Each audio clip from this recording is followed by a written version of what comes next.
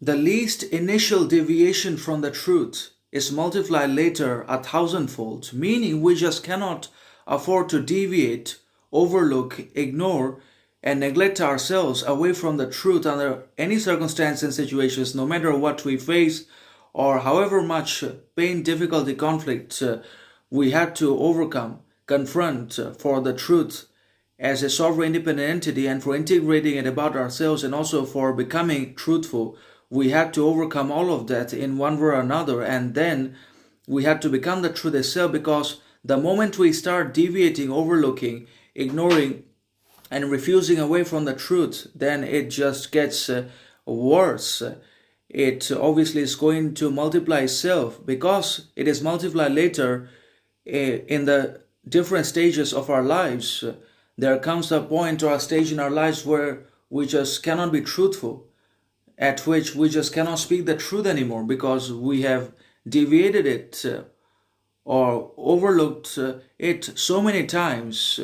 and on so many occasions now that we have forgotten to speak the truth. We cannot be the truth, and certainly we cannot be truthful either under any circumstances, situations, conditions in our lives, no matter what we face for that. So obviously, once we find the truth, once we know what the truth is, we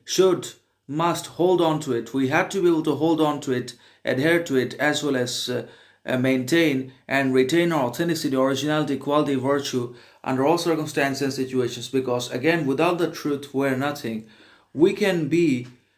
say, think, achieve, possess anything we want in our lives, or we may not get anything at all. But if we are truthful, wise, intelligent, sovereign, moral, righteous, then we can at least satisfy, please ourselves that we have lived a life of truthfulness, wisdom, intelligence, individuality, independence, and not of mediocrity, madness, ignorance, arrogance,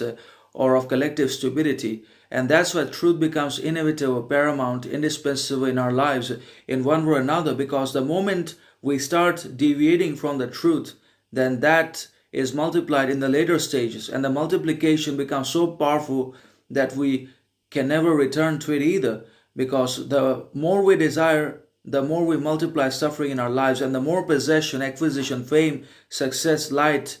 fortune we have in our lives, the more is also going to be our crisis, chaos, desperation, frustration, emptiness, isolation, as is already reflected in the modern context of society. Many people have everything, comfort, luxury, travel,